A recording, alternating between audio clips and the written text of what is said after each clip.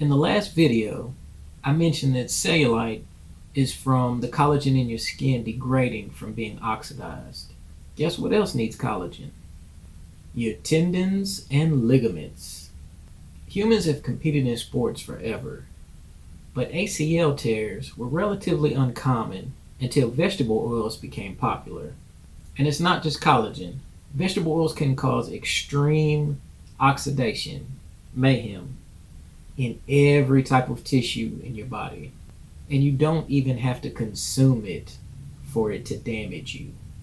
There were studies done in Taiwan, China, and Canada showing that women were getting lung cancer, non-smokers were getting lung cancer from the fumes of the vegetable oils that they were cooking with multiple times per day. They've been linked to cancers, heart disease, growth problems, learning disabilities, mental illness, suicide. It's starting to look like the CDC's top causes of death in the United States. I talk bad about carbs and how sugar can damage you, but this stuff puts sugar to shame. They make you more susceptible to the damage from sugar. And it's not just the 1 + 1 = 2 situation. It's more like 1 + 1 = 5. Consuming vegetable oils makes you crave carbs too. So when you're trying to cut out the carbs and you're still consuming vegetable oils, it'll make it that much more difficult for you. Another reason for the title of my last video was that all the health problems that I talk about, they don't just accumulate over one person's life. They accumulate generationally. That's why you don't just see more diseased people. You see people getting what we used to think as older diseases much earlier in life. Like the little girl that was 3 years old diagnosed with type 2 diabetes in Texas. Spoiler alert. If you are my age, you are not going to like my Alzheimer's videos. It used to be that people would start breaking down way later in life. Nowadays, people start breaking down in their 60s. A generation from now, people in their 50s will start breaking down. When you hear older folks saying that young children aren't as resilient as they used to be, it is because they have lived long enough to see these generational changes. They just couldn't put a finger on it. They can't make them like they used to because they literally don't have the proper building materials. Earlier I mentioned links to vegetable oils and mental illness and suicide. One of the major problems that I have with modern medicine is that we think of the mind and the body as two separate entities. I try to be sensitive about people's beliefs about mental health and what to do about it. When I'm dealing with people one-on-one, rather than confronting them in the beginning about those beliefs, I just wait for around 6 months or so of them following my advice. And I ask them things like, how do you feel now compared to 6 months ago? And when was the last time you had a problem with whatever they might be having problems with? I am big on therapy. More people need to go, especially men, and especially men of color. But if you are depressed for what seems like no reason, consider the possibility that it is because your brain is constantly exposed to oxidation and inflammation. Keep in mind that I am not a medical professional, and this is not medical advice that I am giving you. Let's roll the disclaimer.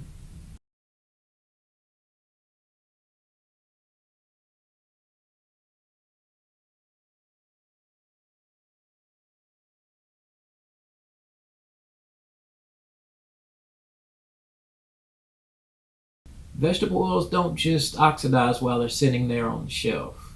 They are very unstable at high temperatures. Guess what that means? The high temperatures accelerate the oxidation reactions. Kind of like if you put rocket fuel on a campfire.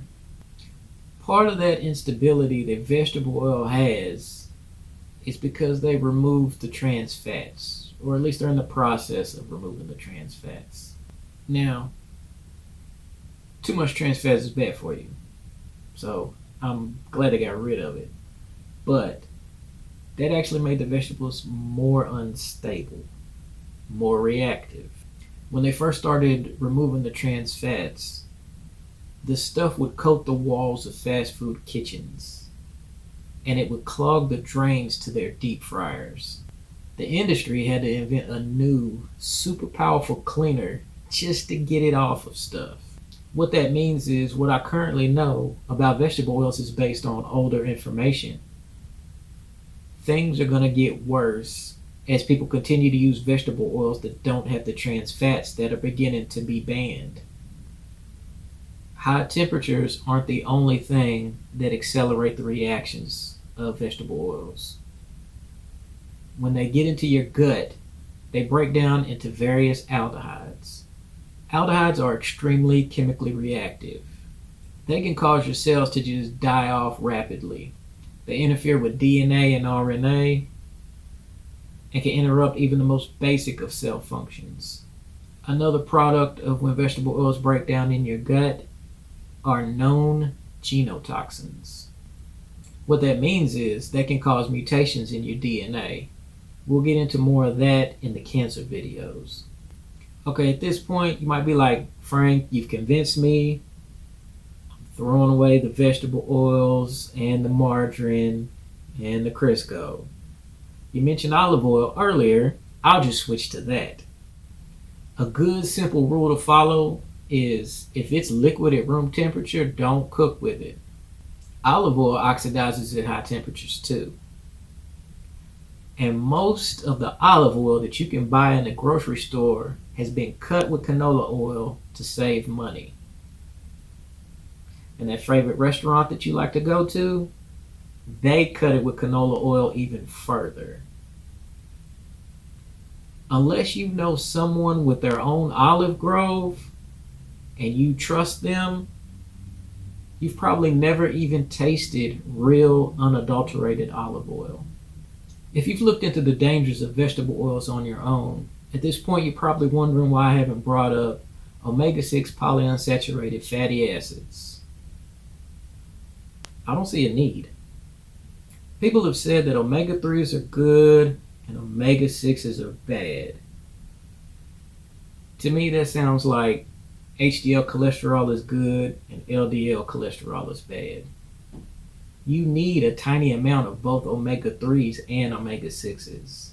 As of the time of this recording, I'm more concerned with the reactivity and the oxidation of the vegetable oils than I am the amount of omega-6 acids in them. They went so far as to tell people to start taking more omega-3s to try to counteract the omega-6s in their diet.